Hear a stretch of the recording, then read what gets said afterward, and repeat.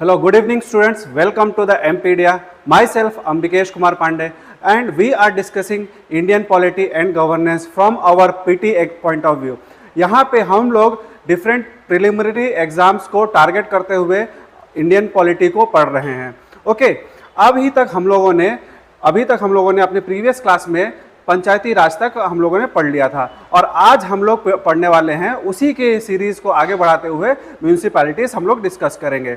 ठीक है, तो देखिए जो म्यूनिसिपैलिटी पंचायती राज और म्यूनिसिपैलिटीज है इसका क्रिएशन मैंने बता दिया था, इसका ओरिजिन बता दिया था, क्या इसका नेचर है. ठीक है, उसी को एक ब्रीफ इंट्रोडक्शन देते हुए आज हम लोग स्टार्ट करते हैं. ठीक है, तो चलिए हम लोग स्टार्ट करते हैं. ओके, अब देखिए इसके पीछे before discussing municipalities as a historical background, इसका थोड़ा ब्रीफ ऑब्जेक्टिव मैं बता देता हूं कि क्या म्यूनिसिपैलिटीज का क्रिएशन का ऑब्जेक्टिव है. What is the aim of the municipalities, जो कि मैंने एक ब्रीफली पंचायती क्लास के समय में बताया था, बट उसी को चीज़ को रिपीट करते हुए आज म्यूनिसिपैलिटीज में भी बताता हूँ. ठीक, तो देखिए एक्चुअली क्या होता है कि म्यूनिसिपैलिटीज और पंचायती राज का जो क्रिएशन है, म्यूनिसिपैलिटीज और पंचायती राज का जो क्रिएशन है वो आता है from 73rd and 74th constitution amendment act. ठीक है, किस एक्ट से? 73rd and 74th constitutional amendment act. 73rd constitutional amendment act क्या बोलता है? Creation of the Panchayati Raj in each of the state. ठीक है, क्या? Creation of Panchayati Raj institution in each state. ठीक है, एट रूरल लेवल. ठीक है, किस लेवल पे? रूरल लेवल पे, मतलब at the level of village. ठीक है, गांव के लेवल पे. The creation of the 73rd constitutional amendment talks about the creation of panchayati raj at the rural level.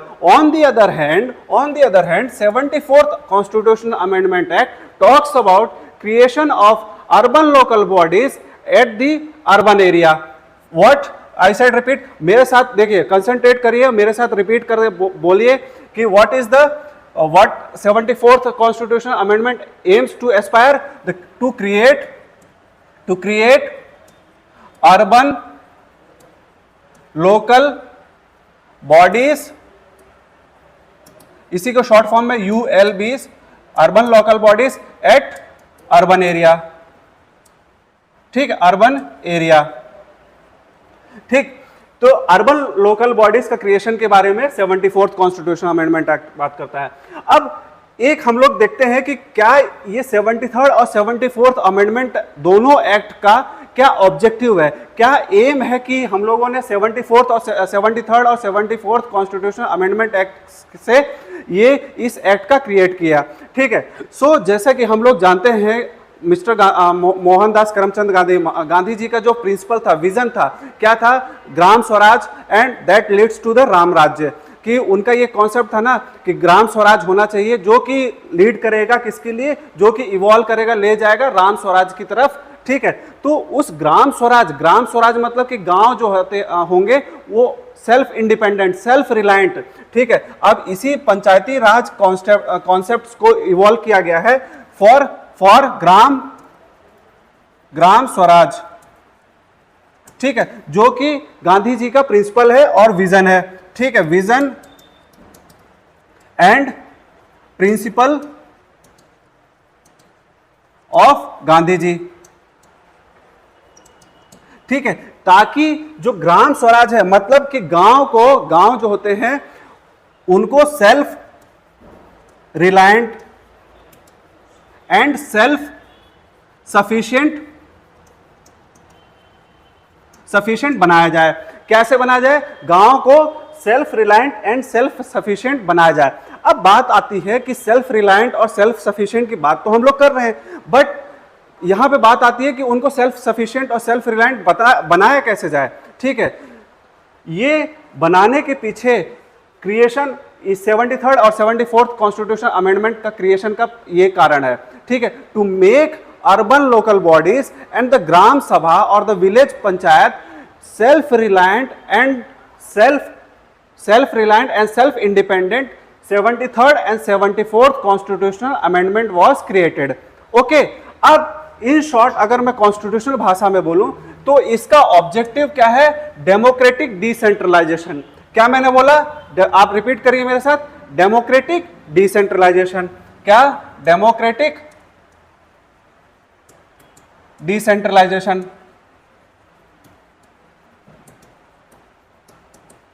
देखिए, जो ये ब्रीफ इंट्रोडक्शन दे रहा हूं इसी में पूरा सार समाया है कि 73rd और 74th अमेंडमेंट एक्ट क्या कहना चाहता है, उसके क्या ऑब्जेक्टिव्स है, क्या फंक्शंस है.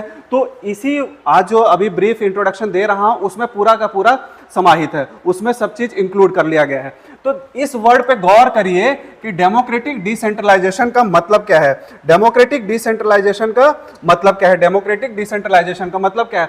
तो डेमोक्रेटिक डिसेंट्रलाइजेशन का मतलब है कि जो decision and power,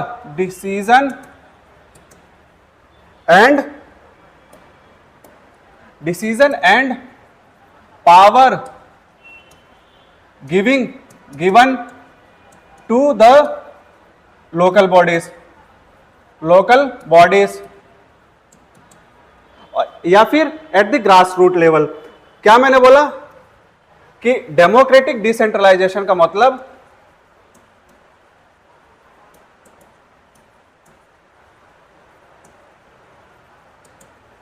democratic decentralisation का मतलब कि जो पावर है किसके द्वारा? जो स्टेट का पावर है, जो स्टेट डिवॉल्व करेगा, dissolution of power by the state, dissolution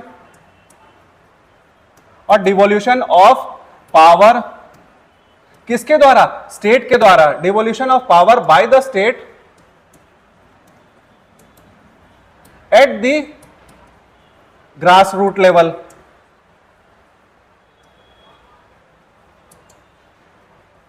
क्यों पावर का डिवोल्यूशन होगा? ताकि जो ग्रास रूट लेवल का गवर्नेंस है वो कैरी आउट किया जा सके. जो ग्रास रूट के लेवल के गवर्नेंस है वो खुद अपने आप से डिसीजन मेकिंग कर सके. किसके लिए? In terms of policy making. Decision making मतलब decision making in terms of policy. अगर पॉलिसी बनानी है गांव के लोगों के या फिर लोकल लोगों के लिए पॉलिसी बनानी है. दूसरा है कि उनके पीछे अगर कोई रूल्स बनाना है, रूल इंपोज करना है, ठीक है, कोई लॉ एंड ऑर्डर इंपोज करना है at the grass root level. तो इसीलिए डेमोक्रेटिक डिसेंट्रलाइजेशन का मतलब सिंपल सा ये होता है कि आप लोकल लेवल पे जो गवर्नेंस सिस्टम फॉलो किया जा रहा है उनको क्या करो? पावर दो, उनको फंक्शन प्रोवाइड करो. जो कि पावर स्टेट के पास थी पहले, क्या बिफोर 73rd और 74th अमेंडमेंट एक्ट से पहले जो ये सारी पावर थी, ठीक है, वो किसके पास थी? स्टेट के पास. अब 73rd और 74th कॉन्स्टिट्यूशन अमेंडमेंट ने क्या किया है कि स्टेट से पावर लेके 73rd अमेंडमेंट एक्ट के जरिए पंचायती राज इंस्टीट्यूशन को दे दिया गया है और 74th कॉन्स्टिट्यूशन अमेंडमेंट के जरिए अर्बन लोकल बॉडीज को दे दिया गया है. ठीक है, तो यही चीज का अंतर है कि डेमोक्रेटिक डिसेंट्रलाइजेशन का एम था, ऑब्जेक्टिव था behind the creation of the 73rd and the 74th constitution amendment act. ठीक है, ताकि हम लोग लोकल लेवल पे जो ग्रास रूट लेवल है वहां के लोगों को पता तो चले कि उनकी क्या जरूरत है. ठीक है, बॉटम अप अप्रोच जिसको हम लोग बोलते हैं कि at the grass root level उन लोगों को क्या चाहिए, उन लोगों को क्या पॉलिसी होती है, क्या उनको नीड्स है, उसके टर्म्स में पॉलिसी और रूल्स को बनाया जा सके ताकि जो स्कीम्स है उसी बेसिस पे गवर्नमेंट के द्वारा क्राफ्ट किया जाए. Okay, so this is the theme and objective behind the creation or behind bringing the Panchayati Raj as well as the urban local bodies. ठीक, now हम लोग चलते हैं अपने स्लाइड की ओर और देखते हैं कि क्या इसका मेन ऑब्जेक्टिव था. ओके,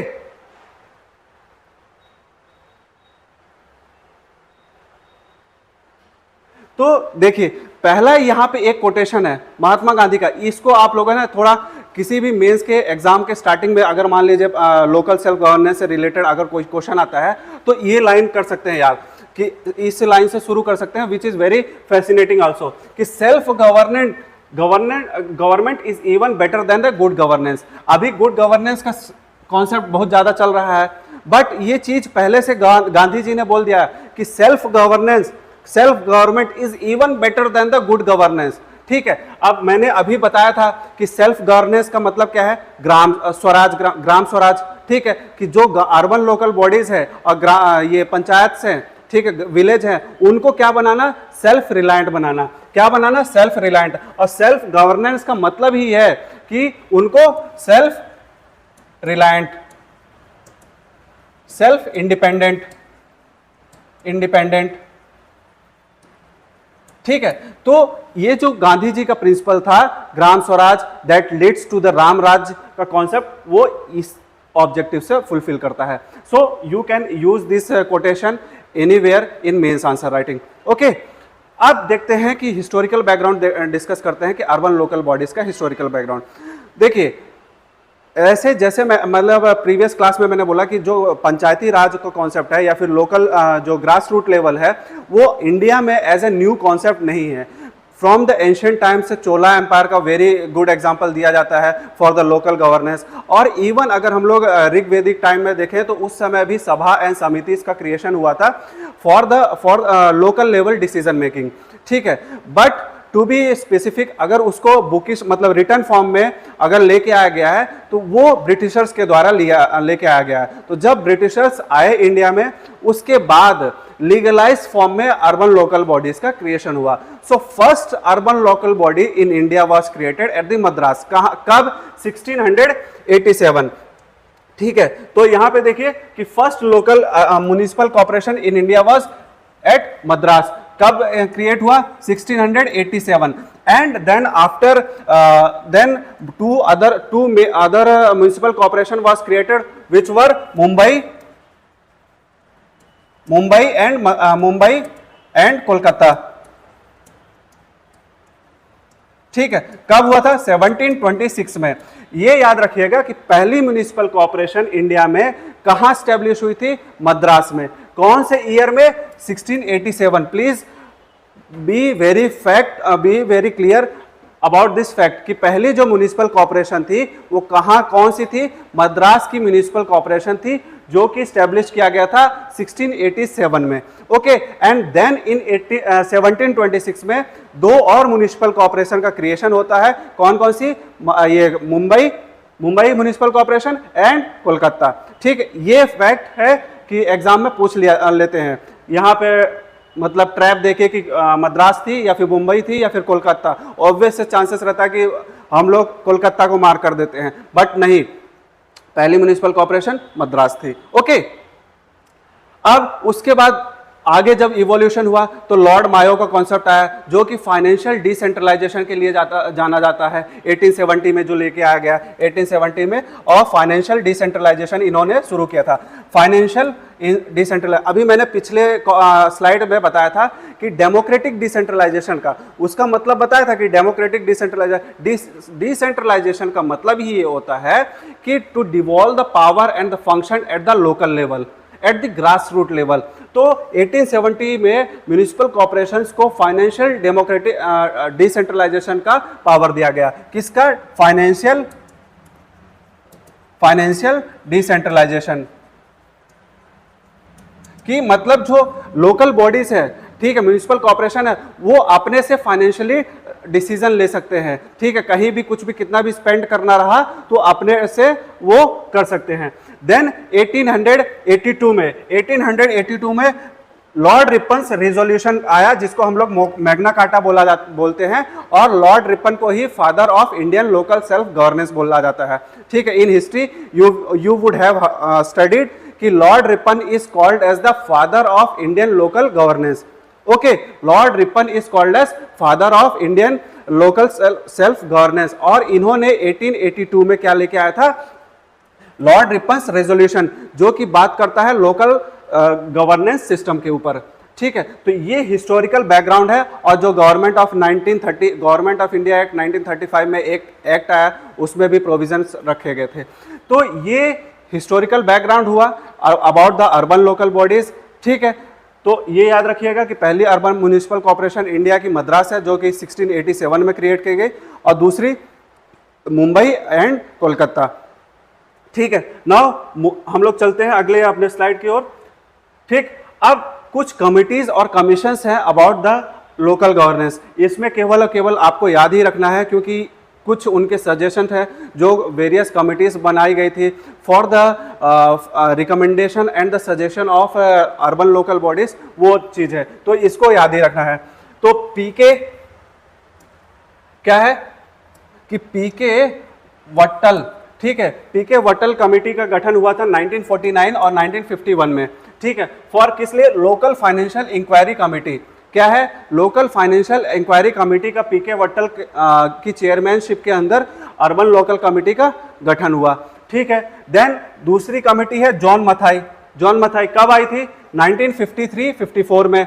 ठीक है, क्या इसका फंक्शन था, क्या रिकमेंडेशन था?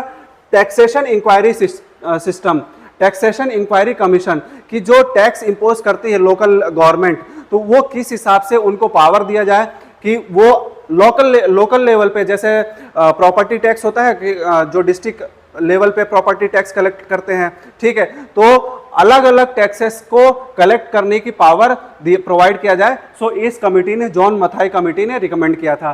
Then AP Jain committee in 1963 में, उसने क्या बोला था कि रूरल और अर्बन लेवल पे क्या रिलेशनशिप होना चाहिए, उसको स्ट्रेंथन करने की बात की थी। किसने? एपी जैन कमिटी ने।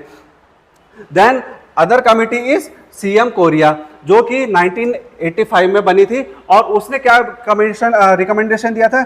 For the creation of national commission on urbanisation, कि एक नेशनल कमीशन होना चाहिए, कहाँ पे? For the urbanisation. Okay, so these are the committees. ठीक, और भी डिफरेंट कमिटीज हैं, but these are the major and the important committees, so please remember this. PK Wattal, John Mathai, AP Jain and CM Correa. और इनके जो रिकमेंडेशन स्ट्रेट अवे, इनके recommendation तो ऐसा ये पेपर में वनडे एग्जाम या फिर पीएससी में नहीं पूछता, बट ये पूछ लेता है कि दीज कमिटी, ये कमिटी के नाम दे देंगे और उसके सामने दे देंगे these are related to what. ठीक है, तो याद रखिएगा कि these are related to urban local bodies. Okay, these are related to urban local bodies. PK Wattal, John Mathai, AP Jain, CM Correa committee. ठीक, नाउ अब देखते हैं 74th और 74th अमेंडमेंट एक्ट के बारे में हम लोग डिस्कस करते हैं, जो मैंने अभी ब्रीफली बहुत कुछ बता दिया है। ठीक है, अब इसमें 74th अमेंडमेंट एक्ट का मतलब क्या है कि जो डेमोक्रेटिक डिसेंट्रलाइजेशन के लिए लाया गया था। क्या, किसके लिए? डेमोक्रेटिक डिसेंट्रलाइजेशन के लिए। काहे के लिए? डेमोक्रेटिक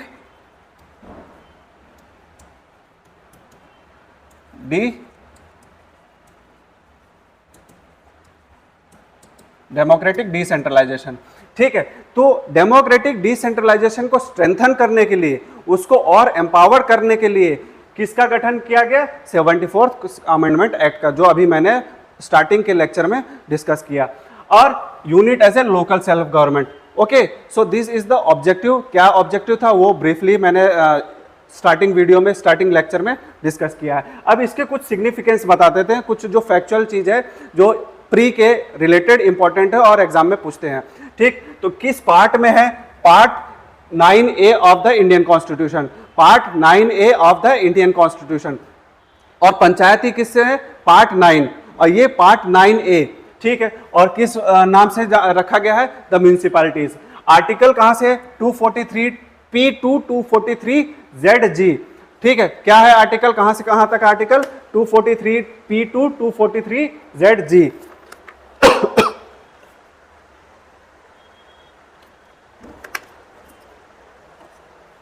ओके, और किस शेड्यूल में मेंशन है? तो it has been mention under the 12th schedule. और कितने फंक्शन है? 18 फंक्शन। इसको मैं को रिलेट कराता हूं पंचायती राज से। देखिए, पंचायती राज सिस्टम में, जब पंचायती राज इंस्टीट्यूशन है, उसमें कितने फंक्शंस थे? बताइए बताइए बताइए, मेरे साथ रिपीट करिए।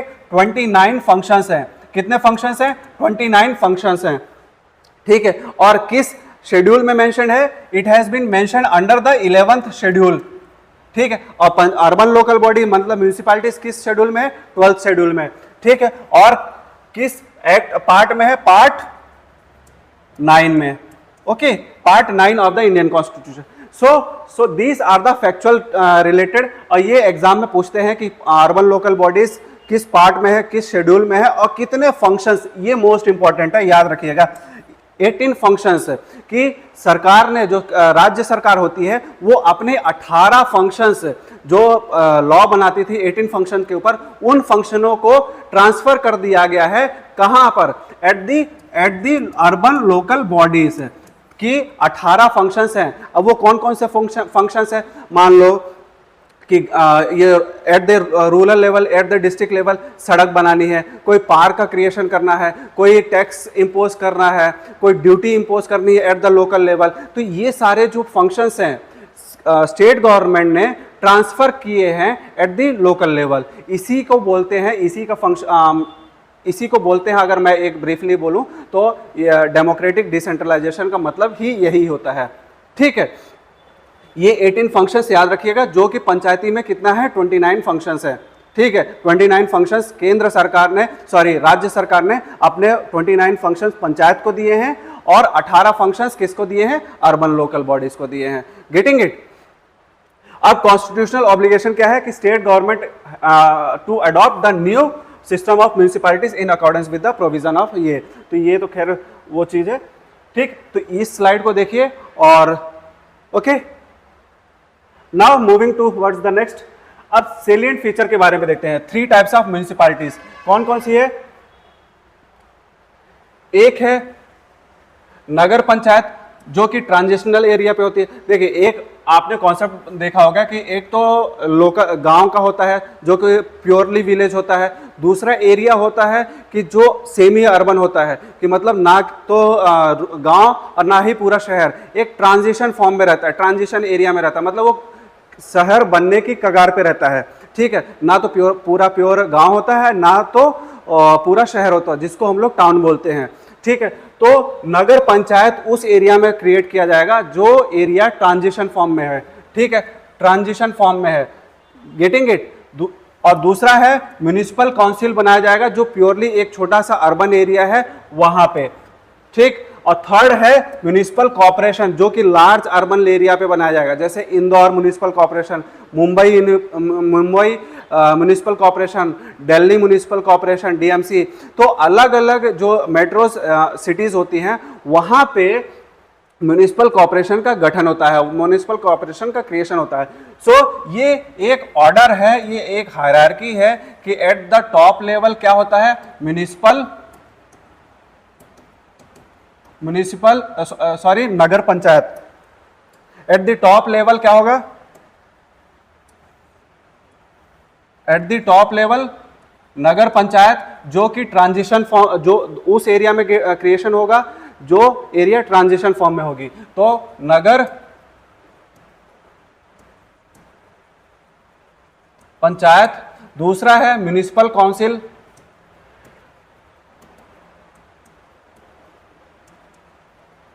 और तीसरा है म्युनिसिपल, ठीक है,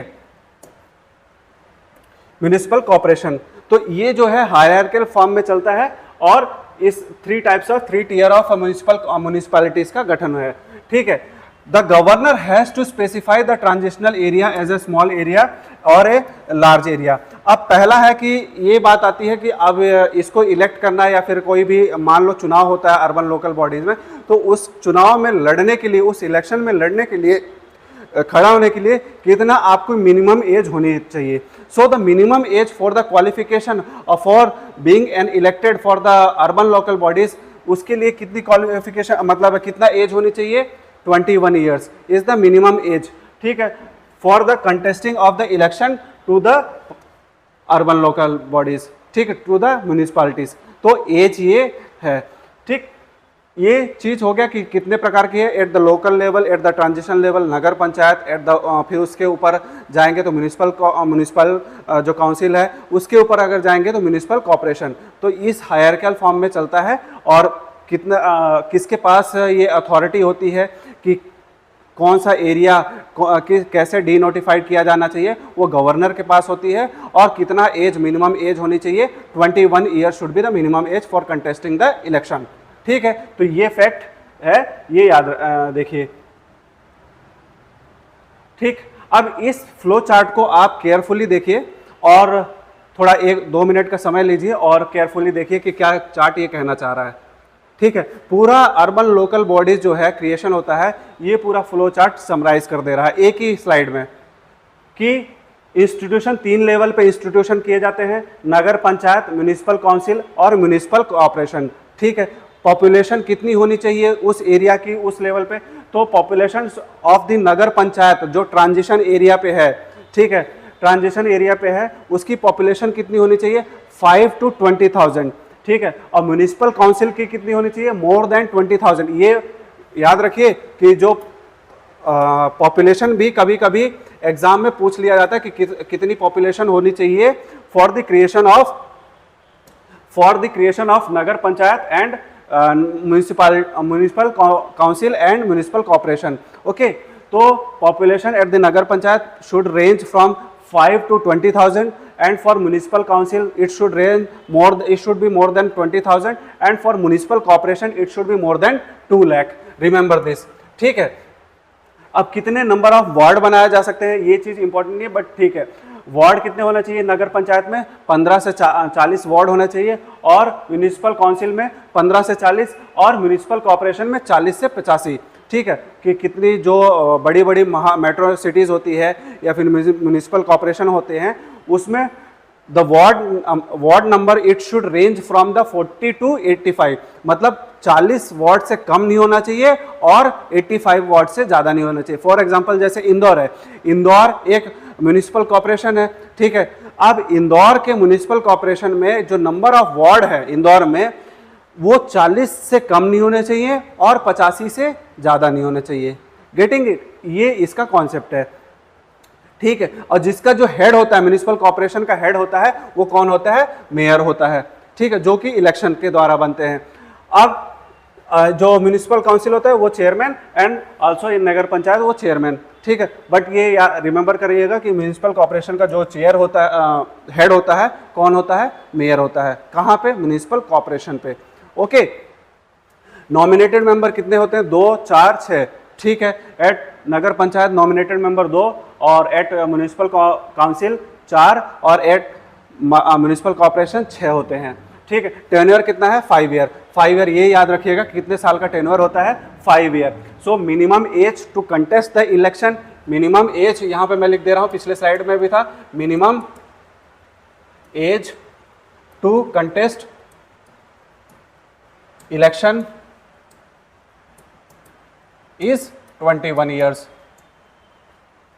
ठीक है, और अर्बन लोकल बॉडीज जो म्युनिसिपल कॉर्पोरेशन होती है, म्युनिसिपल काउंसिल है और नगर पंचायत, इनका जो टेन्योर है वो कितना है, 5 ईयर्स। ठीक है, अब कमिटीज का देख लेते हैं। President in council 1+ chairman. ठीक है, ये इतना इंपॉर्टेंट नहीं है, बट इस फ्लो चार्ट को, इस पूरे डायग्राम को आप एक बार केयरफुली देखिए, क्योंकि ये पूरा जो चार्ट है वो आपको पूरा municipal corporation, urban local bodies जो है समराइज कर देगा। ठीक है, 1 मिनट लेके देखिए। ओके, सो मूव करते हैं आगे।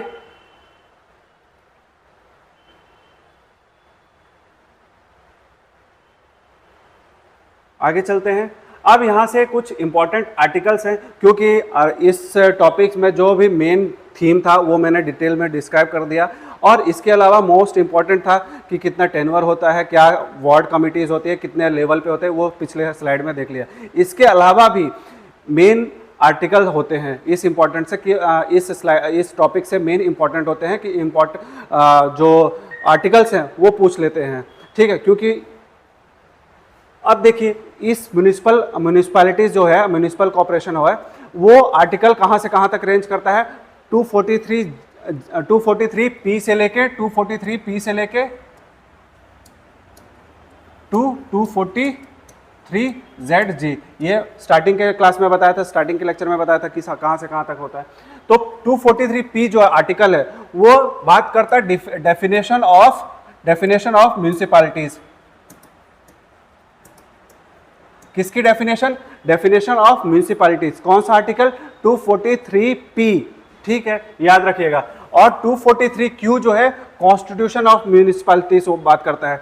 अब 243R जो है कंपोजिशन ऑफ द म्यूनिसिपैलिटीज, जो मैंने अभी बताया ना, कहां कहां? Nagar panchayat, then municipal council,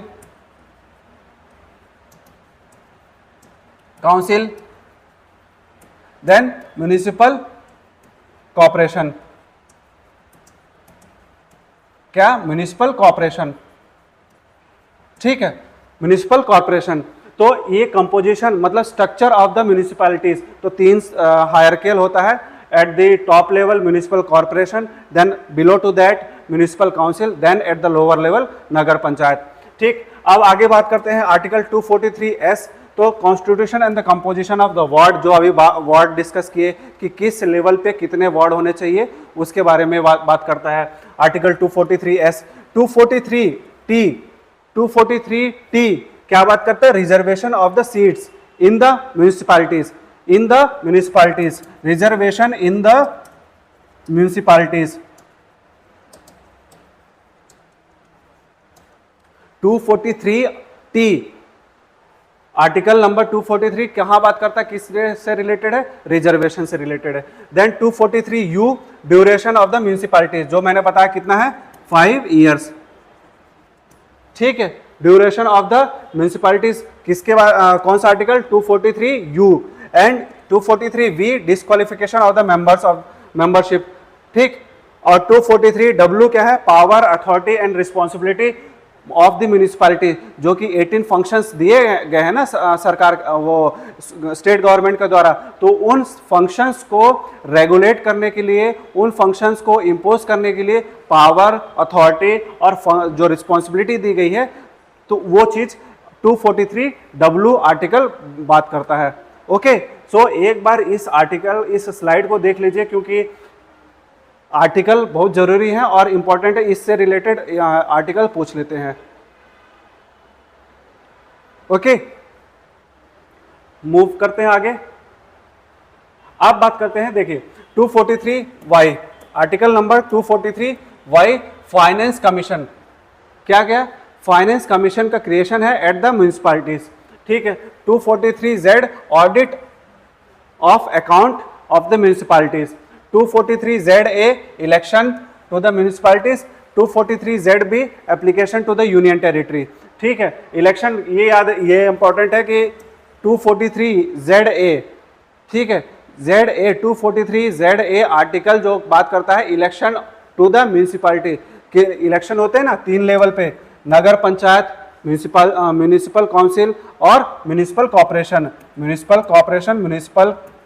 council और म्यूनिसिपल नगर पंचायत। इन 3 लेवल पे जो इलेक्शन होते हैं, उन इलेक्शन को कंटेस्ट करने के लिए आर्टिकल 243ZA में मेंशन किया गया है।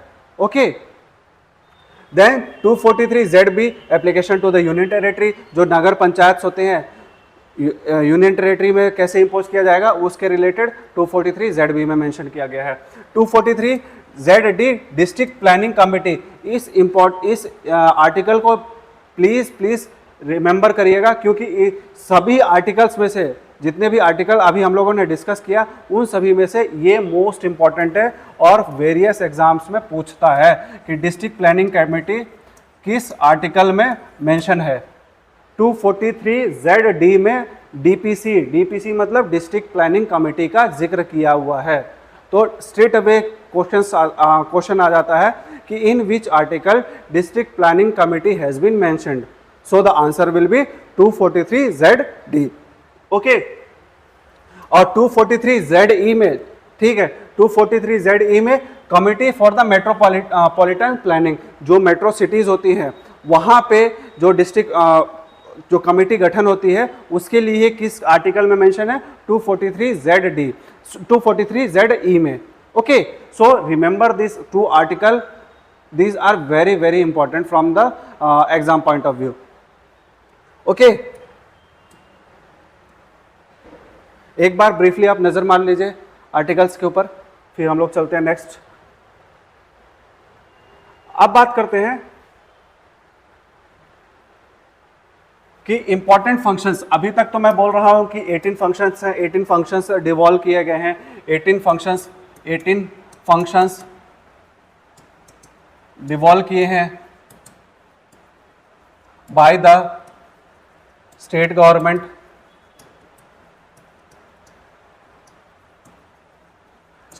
को in through 74th constitutional amendment act.